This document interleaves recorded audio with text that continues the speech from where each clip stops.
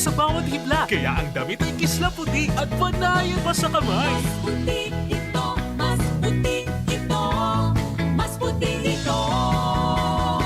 Pride Bar Blue with Power Whitener. Di lang puti, kisla puti. Pride Bar Blue. Manufactured by ACS Manufacturing Corporation. ISO certified. World-class quality. ACS. Para at kawis sa kabloom at balingit, salin niyo sa Charm Fabric Conditioner. Charm Fat Con, bangong gumagabloom. Charm Fat Con, damit ay may bangon sa libong bulaklak. Charm Fabric Conditioner with Stay Fresh Technology. Kawis siya kabloom at balingit. Charm Fat Con, bangong gumagabloom. Charm Fat Con, damit ay may bangon sa libong bulaklak. Charm Fabric Conditioner, manufactured by ACS Manufacturing Corporation. ISO certified, world-class quality. ACS.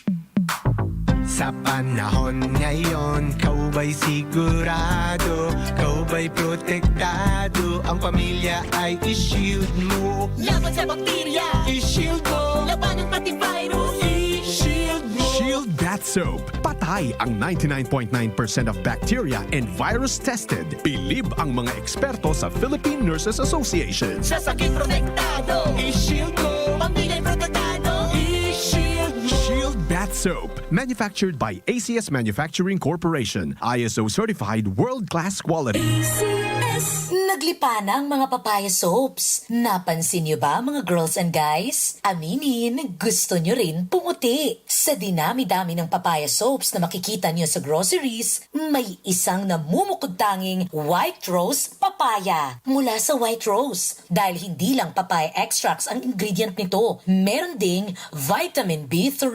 Nakikita ito sa mga mamahaling mga serums na kilalang nagpapabilis ng pagpapaputi ng balat. Kaya naman, ang white rose papaya clinically proven magpaputi in as early as 7 days with regular use. Papaya puti, papaya fast. Yan ang white rose papaya. Ang elektrisidad ay kaagapay sa pag-unlad ng buhay. Maging wais sa pagkonsumo sa kuryente. Hugutin sa saksakan ang mga hindi ginagamit na appliances. Iwasang mag-overload ang mga aparatong dekuryente nang hindi magkasakuna. Paalala mula sa Central Pangasinan Electric Cooperative o CENTELCO sa pamumuno ni Engineer Rod Corpus. Ito ang lakas ng serbisyo publiko. DWPR 1296. Matuan managlingkod sa DWPR 1296.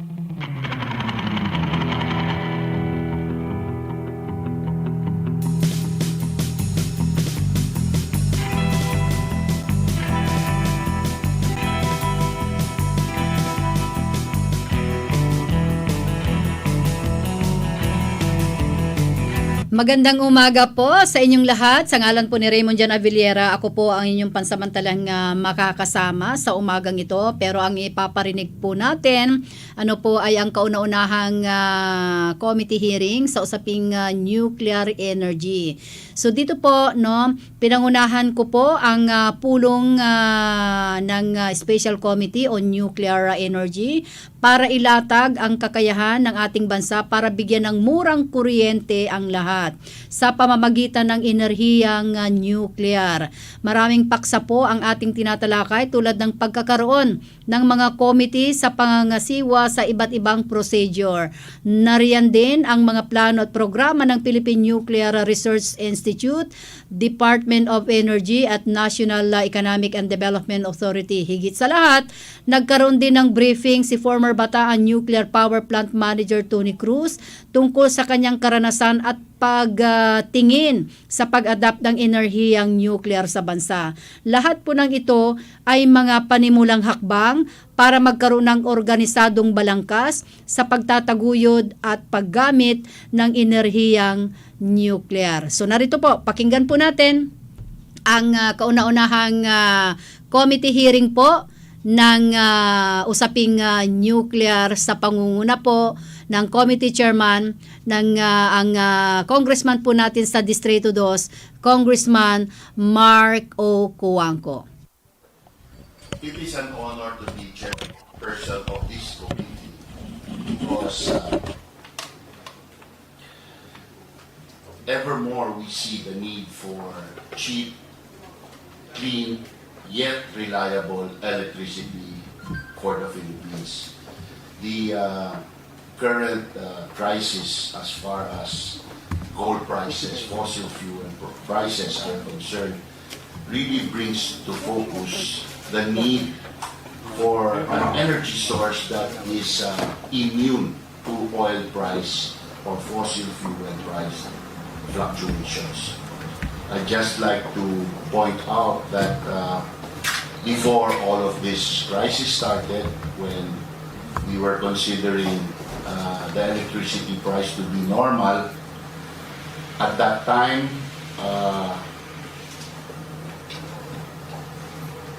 coal constituted around 3 pesos and 50 centavos per kilowatt hour of cost. At that time, if we had nuclear, it would have constituted 5 centavos of cost. That's a ratio of 7 to 1. And then just a week or two ago, the price of electricity rose to 14 pesos per kilowatt hour. And theoretically, if we had if we had nuclear, the price of nuclear would have remained at 55, of the fuel would have remained at 55 centavos per kilowatt hour. That's a ratio of 25:1. At that time, the price of coal around 2 weeks ago was at $350 per ton. But now, as of yesterday, coal hit $458 per ton, a $100 increase per ton in just 2 weeks. And so we can, if this does not abate and this price of coal is maintained, I fear that we could see 30 peso per kilowatt hour electricity. And at that price, our people can no longer afford electricity. So they will cut down on its use, and we will become technically poorer for it. We will have energy scarcity. That's not the way to control energy demand. The way we really need to increase energy demand on a per capita basis if we are to have a more prosperous society. And so, cheap electricity is essential to our economy and to our future prosperity. Nuclear has the unique combination of a super high density fuel, uranium, which is millions of times more energy dense than the most potent fossil fuel energy fuels. That's why we need so little of uranium, millions of times less than for fossil fuels. And that's why the cost of fuel, if it's nuclear, is so low compared to the cost of fuel of traditional energy sources like coal or gas. And that's what makes possible the magic of low nuclear energy cost. So I look forward to really in this committee bringing out the truth of nuclear energy to our public so that they may know what they have been missing out on as far as an alternative energy source is concerned. I am very worried of the focus, the total focus of some on the renewable energies, wind and solar, which are intermittent and which need fossil fuels namely gas, to even exist because of their intermittency. They need fossil fuel backup, and so they would entrench the country to be continually dependent on fossil fuels. Talakayin po natin yan lahat. Dito marami pong kailangan mangyaring batas para matuloy po natin ang nuclear energy sa ating bansa. Number 1 po yung paghiwalay ng research institute natin sa isang bagong dapat nating i-create na regulatory authority or commission. Right now, the regulation and the promotion of nuclear energy and nuclear technology lies with one body, and that's a conflict of interest. And so it is not an acceptable practice in the international community. I don't see it as difficult because all the laws, the regulations have existed in the Philippines since 1958 when we passed the Philippine Science Act of 1958, many portions of which were borrowed from the United States Atomic Energy Act of 1954. And so I don't think we need to rewrite all that experience and history of regulatory law. I think we just need to separate this from our research institute and create a standalone regulator whose sole responsibility will be to regulate.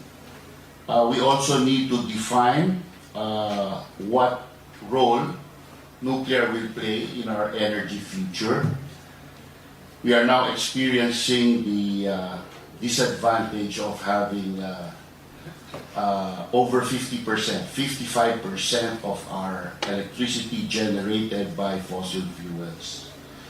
Are we going to continue building more of the same, or are we going to shift gears and henceforth all our incremental capacity would become nuclear?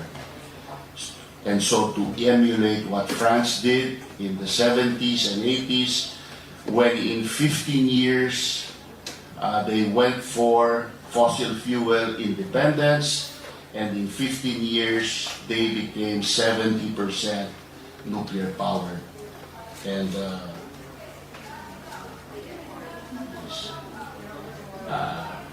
they became nuclear powered, they became fossil fuel independent, and lo and behold, they became clean energy by accident and for free. They did not have to spend a single cent more to become clean. Nuclear by default is intrinsically clean, so they became a clean energy producer. We need to discuss how nuclear plants will be financed. At the moment, with the high fossil fuel prices, the ROI of nuclear plants is very, very short. So it's a very opportune time to be embarking on a nuclear build-out in the Philippines. We also need to discuss our bilateral agreements with the United States, most specifically Article 123 of the 1954 Atomic Energy Act of America, which mandates that the U.S. cannot discuss nuclear technology with any other country unless we have a treaty agreement with them regarding Article 123. So it's called a 123 agreement. We also need with them a bilateral agreement on the U.S. 10 CFR Part 810, which classifies us as a generally acceptable country as far as nuclear technology exports is concerned. This does not only affect USA supply, it affects Korean and Japanese supply, which use nuclear technology from the United States.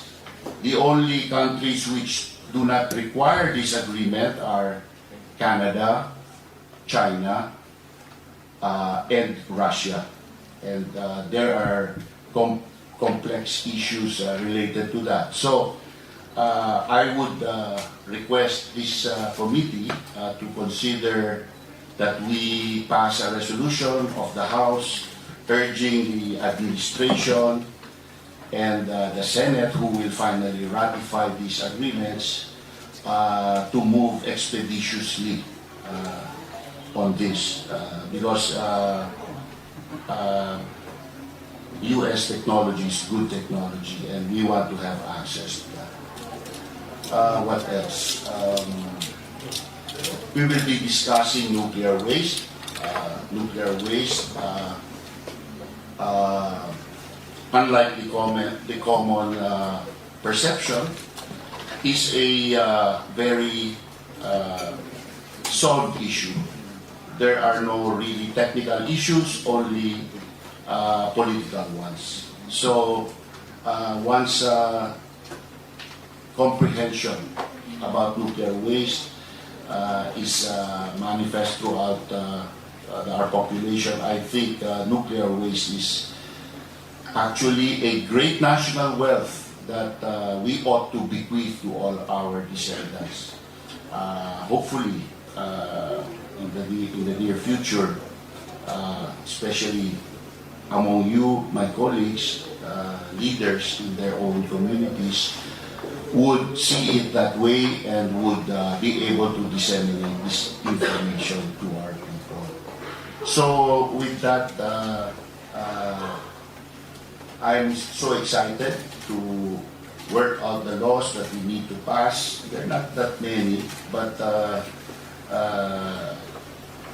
I also want to note, by the way, that it was noteworthy that nuclear energy was mentioned by our President in his SONA last July 25, 2022, when he clearly stated, I believe that it is time also to re-examine our strategy towards building nuclear power plants in the Philippines. We will comply, of course, with the International Atomic Energy Agency IAEA regulations for nuclear power plants as they have strengthened after Fukushima. Indeed, if you look at the 1.5 meter high, 17 volumes of final safety analysis report of BNPP, the offer of the Koreans focuses on additions that would take care of lessons learned after Fukushima. In the area of nuclear power, there have been new technologies developed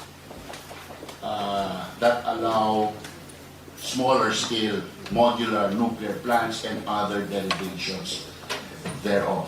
Yes, SMRs fit the grid quite easily because they are much smaller than big-sized nuclear plant. However, I believe that the President was not excluding big-sized nuclear plants with this statement, but he was mentioning SMRs in addition, because the SMRs that he's mentioning that are deployable today are still light water reactors, which are what big reactors are.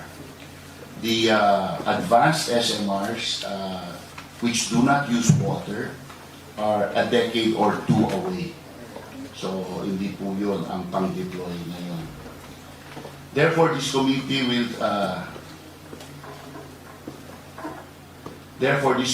will thoroughly research and discuss all issues relevant and incidental to nuclear energy. This committee will be open to listen to all of your ideas and positions in order for us to take into account the usage of nuclear energy throughout the country.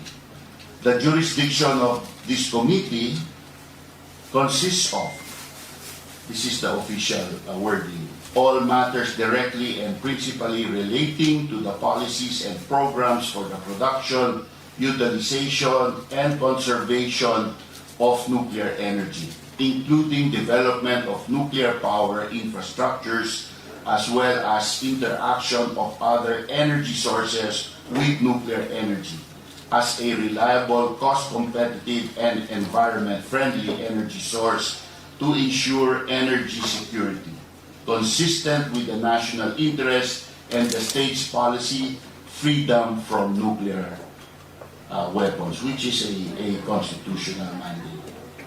As chairperson, I propose that we consider the following initial House bills: the General Nuclear Law with provision for setting up a partly-used nuclear fuel trust fund, and nuclear plant end-of-life decommissioning trust fund. These funds are to be paid from a tiny deduction in each kilowatt hour sold by the nuclear plant for its entire lifetime. So that is part of the operating cost. Nuclear regulatory, number two, we need a nuclear regulatory commission or authority, and remove from PNRI all regulatory functions and transfer said functions to a new entity which we need to create. So we need to create the Nuclear Regulatory Commission or authority, whichever we decide. Number three, immediate and urgent BNPP commissioning. We need to discuss this. BNPP is 100% complete. It is the quickest path to open the nuclear door for the Philippines. There is much precedent. Later today, I'll be delivering a privileged speech about the developments in California, especially the vote of the California Assembly and Senate regarding their Watts Bar 2 nuclear power plant, which was initiated more than 10 years prior to BNPP and whose operating license expires in 2025. I will be discussing that in the privilege speech. Number four, legislation regarding the interim storage and final disposition of partially used nuclear fuel, aka also known as high-level nuclear waste, or SNF, which I believe is a misnomer. So maybe the Philippine legislature could correct this misnaming. And then number five, the nuclear insurance law. Before we proceed further into our main agenda, may I first request our committee secretary to acknowledge the presence of our honorable members as well as our guests and resource persons today.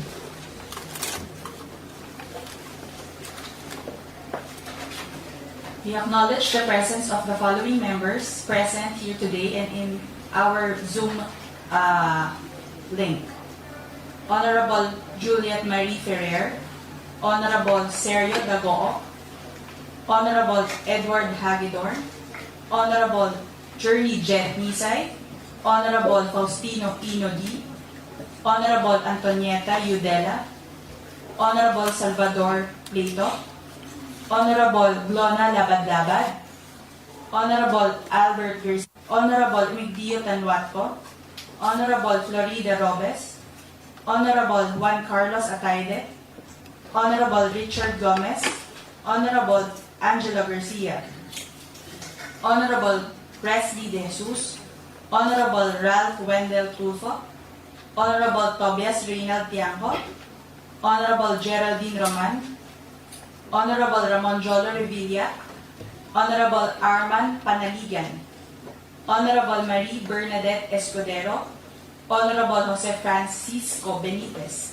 Honorable Lord Alan Velasco, Honorable Dean Asistio, Honorable Alfred De Los Santos, Honorable Mohammed Khalid De Maporo, Honorable Michael John Duabit, Honorable Joseph Lara, Honorable Chino Miguel Almario, Honorable Arnolfo Arnie Tevez.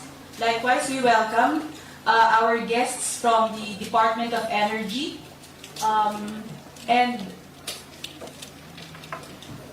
Attorney Felix Fuentebella, Ms. Sheila De La Cruz, Maria Victoria Capito. Welcome to the House of Representatives. Thank you, Comsec.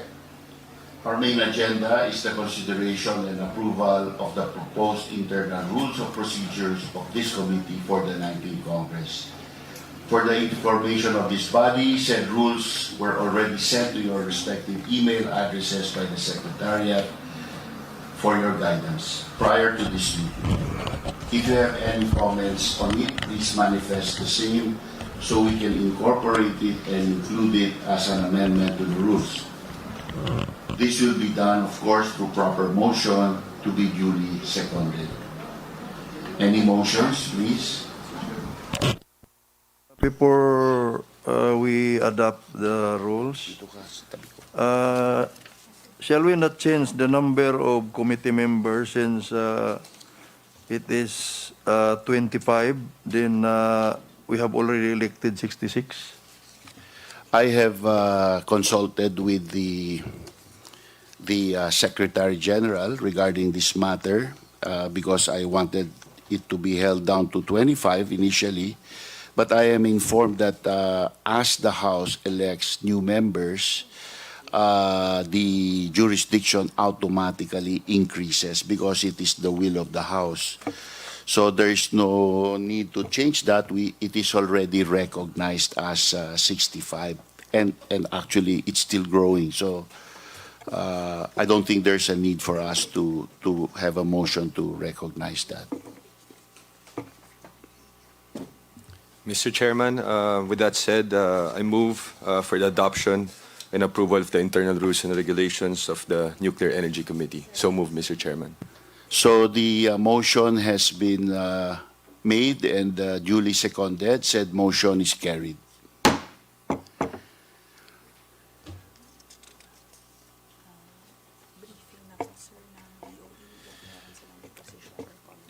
May we have a briefing from the DOE if they have any position or comments on the matter?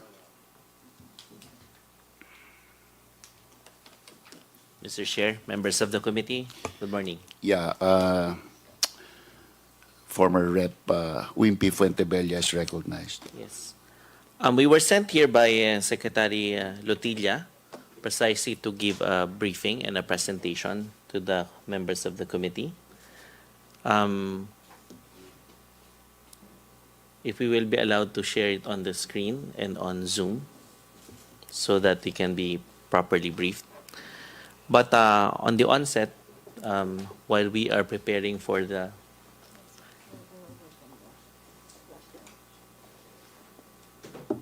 technical team to present and share the presentation through a flash drive,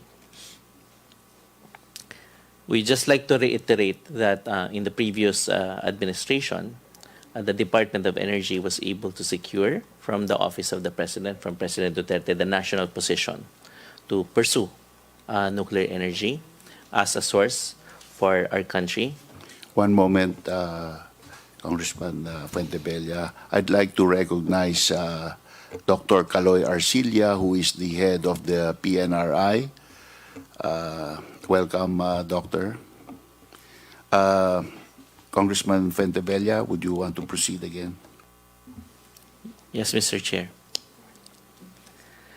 And this was done through two executive orders. First executive order was the creation and the organization of the Nuclear Energy Program Interagency Committee, where PNRI and Dr. Arcilla is a member, and also the national position itself, which was signed on the latter part of 2021. So that being the case, 2022, February 28, 2022. So I stand corrected by Dr. Arcilla. When I was Undersecretary of the Department of Energy, I was never directly involved in the nuclear energy program, except that there were repeated talks about it through international conferences, where the Department of Energy also sponsored a conference here in the Philippines on nuclear energy. So that being the case, may we ask that the committee recognize Ms. Sheila de la Cruz. She is the Senior Science Research Specialist from the Department of Energy to make the presentation on behalf of the Department of Energy. The Chair recognizes Ms. Sheila de la Cruz.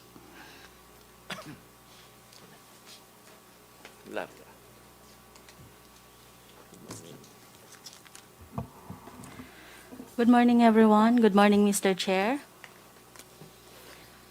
Please allow me to present the Nuclear Energy Program Implementing Organization, or NEPIO. Okay, so we're currently sharing it on the screen.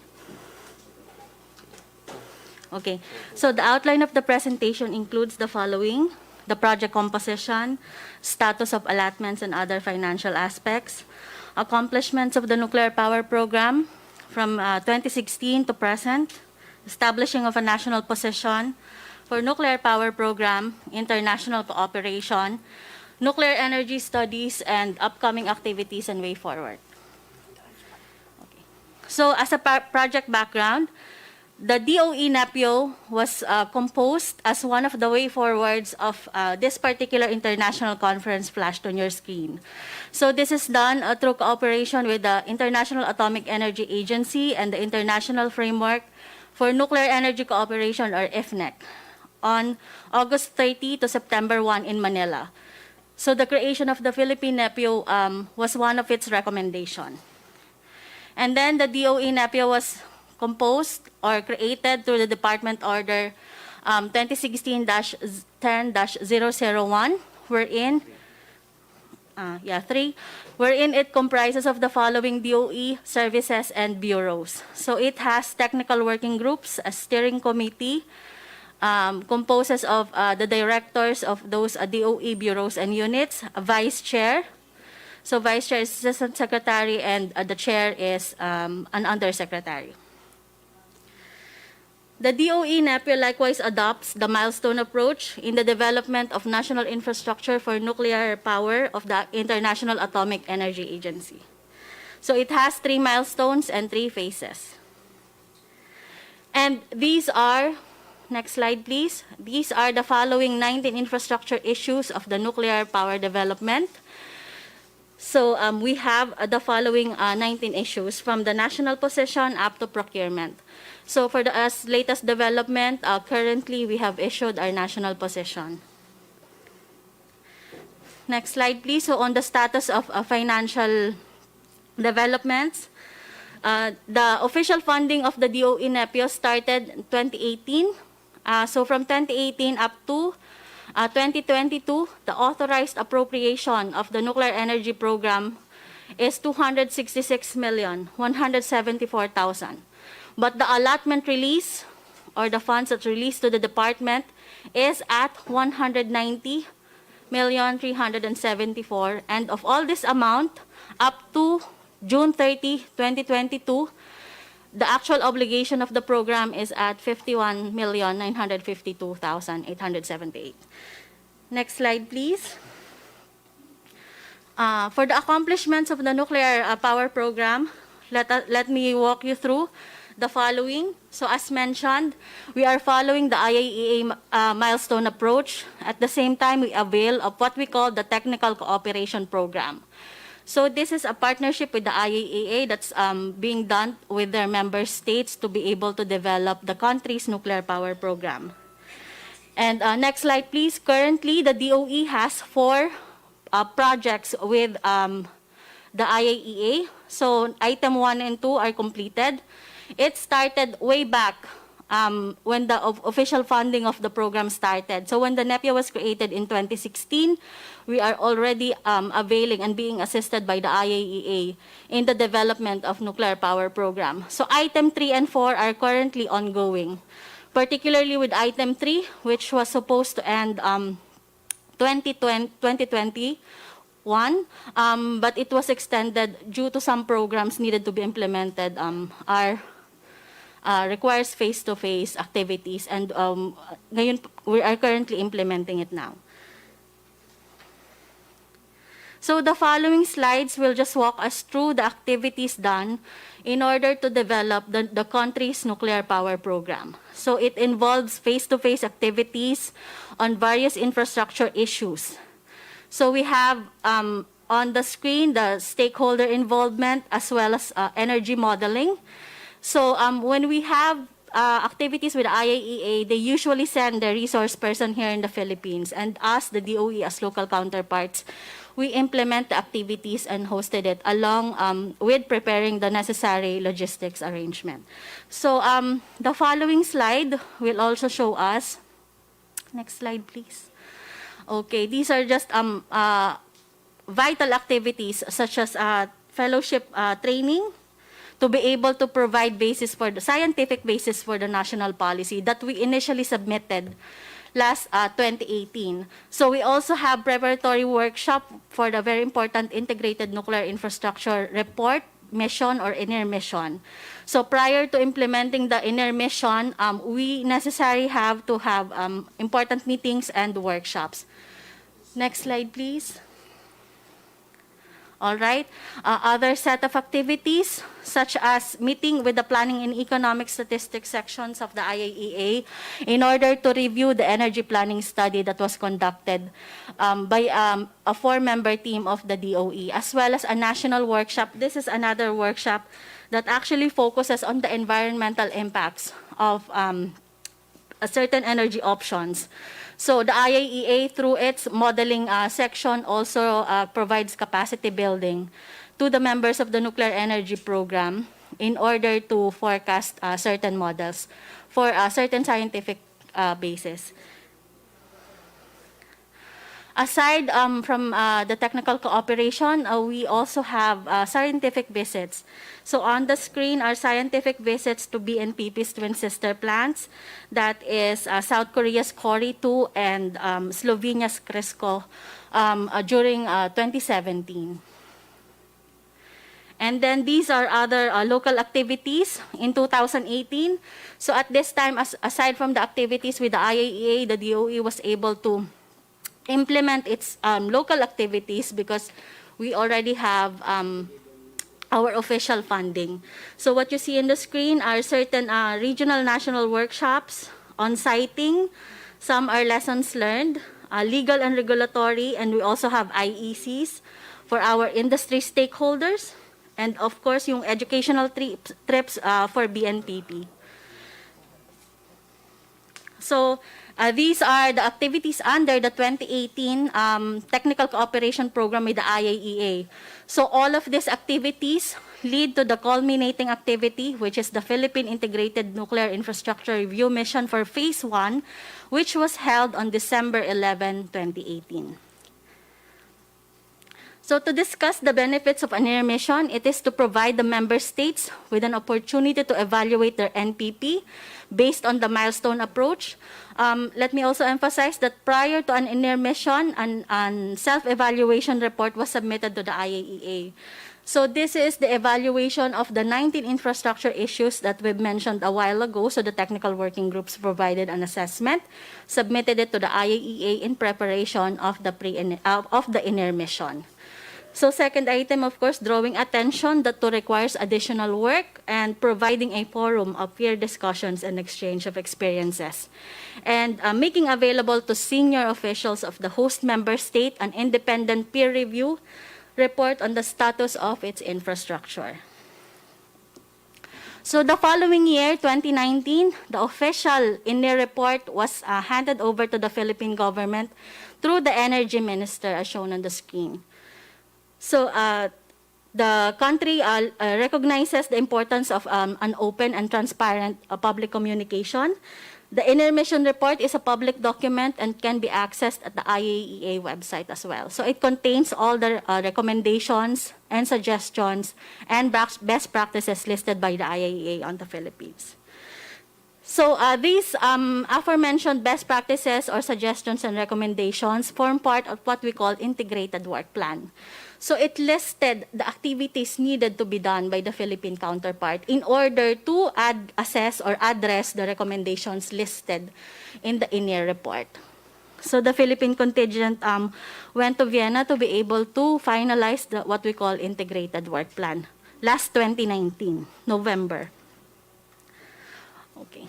So aside from the activities with the IAEA, with its local funding, the DOE NEPIO was able to implement a memorandum of agreement with our PNRI on the development of instructional and educational materials on nuclear science and technology for secondary teachers and education. So this was launched. The materials can be accessed through the website of the PNRI. And this was launched officially last 2021. And then very recently, prior to the transition of the administration, there was a stakeholders engagement on nuclear energy program presentation, which was conducted last May. So what you see on the screen are some members of, later on we will discuss the constitution of what we call the NEP IAC, wherein it became an intergovernment agency to address the present needs of the nuclear power.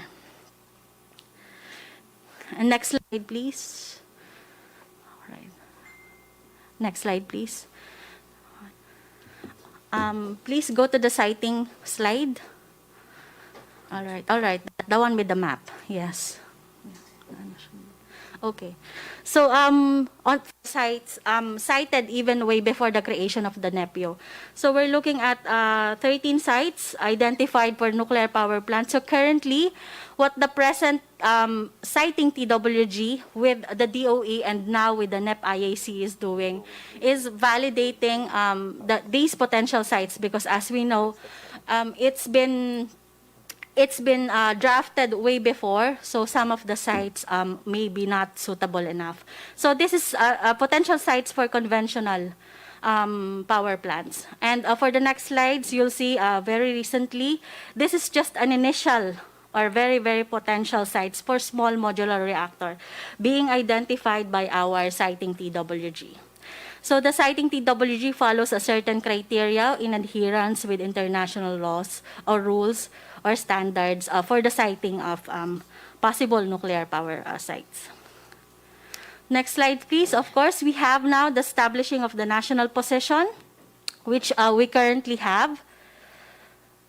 So just to give a definition, it's, of course, the technical term used in developing a nuclear power plant program that serves as a premise or statement of the country's preliminary position and evaluation on addressing the 19 infrastructure issues. And if we move on to the next slide, we will have, this is just what the salient points or the salient features or what the national position should have. So we would like to pertain to the first national position we submitted way back in 2018 when the NEPIO was created, wherein these are the characteristic. Of the 3 points, the number 3, issue an executive order to expand the composition of the NEPIO, happened through the Executive Order 116. So next slide, please. The next slide will just tell us the salient features of the national position that was submitted in 2018, which was updated during the submission in 2020. So next slide, please. The 4 cornerstone approach was adopted by the DOE. It merely comprises the 19 infrastructure issues, all compressed into 4 salient features, which includes, of course, the national policy, and under it, we already have 2 executive orders, EO116 and EO164. We do have the legislative framework, which is, this is the need for independent regulatory body and ratification of applicable treaties. Of course, we have the alignment with international standards later on. Aside from the IAEA, We will be presenting our other international bilateral cooperations on nuclear technology. And of course, one of the very important is public awareness and acceptability. So later on, you'll see we're able to conduct a perception survey and some IECs. And we are also pushing for a comprehensive and strategic communication plan. Next slide, please. So out of the 3 points in the 2018 submission of the recommendation to the Office of the President, number 3, which is a constitution of an intergovernmental agency, was realized through the issuance of Executive Order 116, which was signed last July 24, 2020. So it directs an intergovernmental body, a study for the adoption on the National Position on Nuclear Energy Program, or NEP, and it establishes what we call the NEP IAC. So the original members of the NEP IAC are the following 11 member agencies on your screen. And if you'll notice, there were additional members that were invited, citing Section 5. So in the EO 116, Section 5, or convergence, stipulates that the committee can invite additional members relevant to the implementation of the activity of the nuclear power program. So from the original 11 members, we now have 19. And next slide, please. The committee further creates 6 subcommittees that will address the 19 infrastructure issues. So there were further the creation of the 6 subcommittees, and the corresponding members of the interagency committee were assigned to those.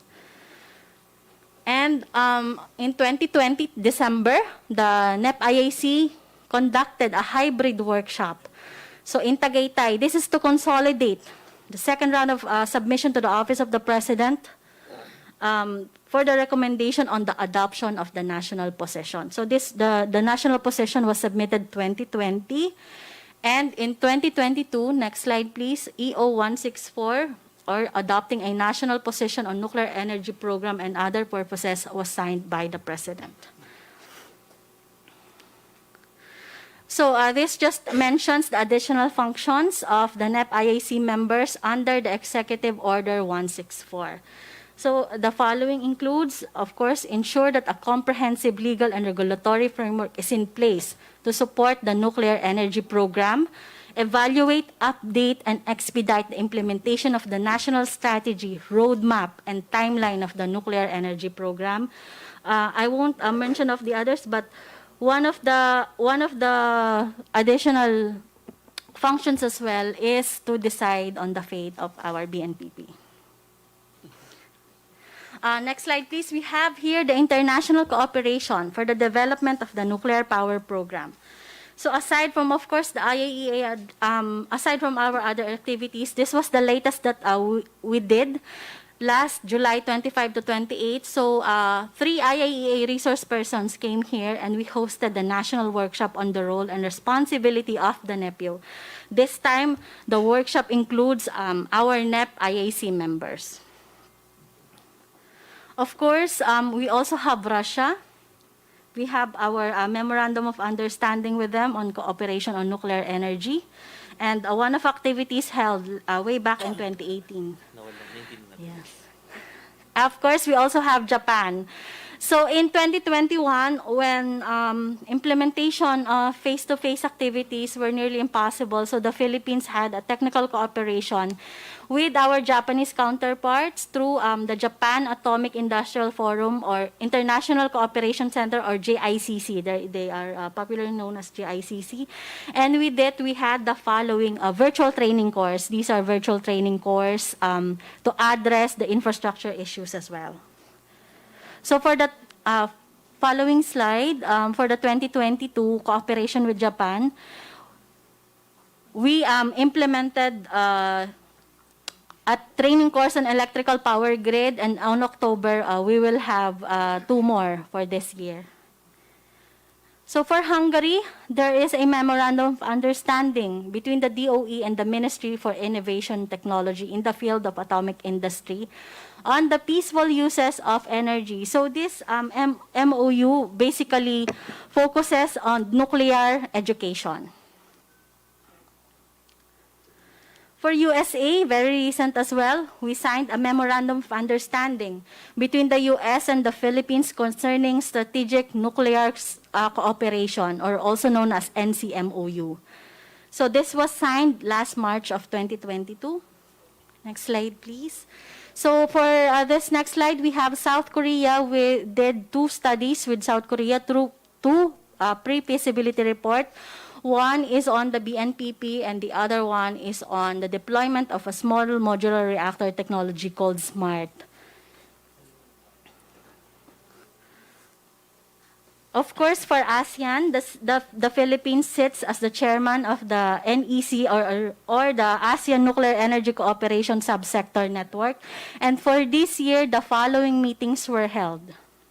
So the NEC SSN chair also reports on its updates to the senior officials meeting on energy on SOME, which was held last June 28. For nuclear energy studies, of course, we have the Philippine Bataan Nuclear Power Plant Re-FS report, which was done by Team Korea. Team Korea consisted of KHNP, KEPCO, and Doosan. So the on-site was conducted by 17 experts in the country.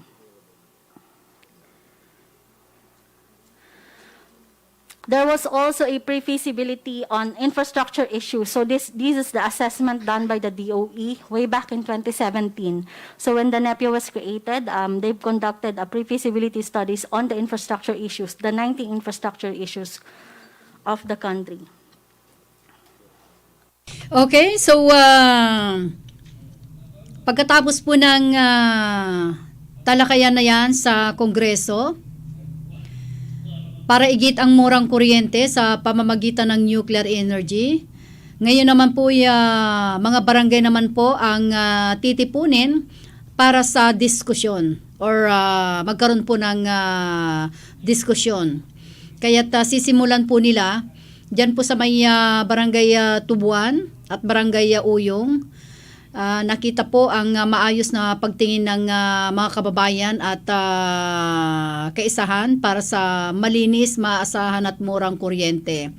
At bunsod po nito ang mga schedule sa mga susunod na pagpupulong sa mga munisipalidad ng Labrador simula September 9 hanggang 11. Lahat po ng venue ay mangyayari sa covered court upang mapadali ang koordinasyon ng bawat isa at inaasahan ang pagdalo ng bawat mga kababayan po natin at magkaroon po ng katanungan hinggil sa enerhiyang nuclear na gusto nilang o gustong mabigyan ng linaw. So layunin po ng pulong na isiwalat ang katotohanan at bigyang halaga ang itong advokasya. So September 9, dyan po sa Barangay San Jose Covered Court. September 9, Barangay Bungalon Covered Court. September 9, Barangay San Gonzalo Covered Court. So alas 9:30 ngayong umaga sa may Bungalon, 1:00 ng hapon. Sa may San Gonzalo, alas 3 po ng hapon. Sa Sabado, bukas, Barangay Lawis, alas 8 ng umaga sa may covered court, Barangay Poblasyon, alas 10 sa may covered court, Barangay Magsaysay, 1:00 ng hapon. Bukas po yan. At sa 11, sa Linggo, Barangay Dulig, alas 8 ng umaga at Barangay Bulo, Sitio Kadampat, alas 10 ng umaga. So yan po yung mga schedule sa pagpupulong sa isyung nuclear energy. So at karagdagan din po dito, bilang chairman ng Special Committee on Nuclear Energy, nagkaroon po ng mahalagang talakayan si Congressman Marco Wangco at si US Ambassador Bonnie Jenkins. tagapangasiwa ng UNS of State for Arms Control and International Security. Pinag-usapan po ang paggamit ng enerhiyang nuclear sa mga mapayapa at mabuting paraan tulad ng pagsusulong ng murang kuryente para sa mga ordinaryong Pilipino. Tinalakay din dito ang hakbang kung paano maabot ng bansa ang isang tunay na malinis at maaasahang enerhiya. Nagpasalamat po si Congressman Marco Wangco kay Dr. Jenkins sa paglalaan ng kanyang oras at katanungan para sa pulong. Marka po ang pagtutulungan nito kung gaano kaimportante ang ating advokasya sa loob at sa labas ng ating bansa.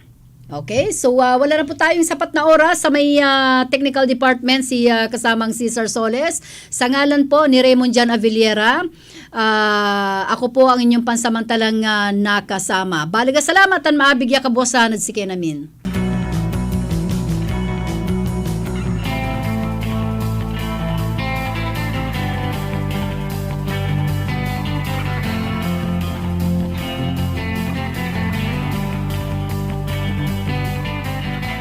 Matuwal, managlingkod sa DWPR 1296. Kabahagi mo. Radyo Pilipino.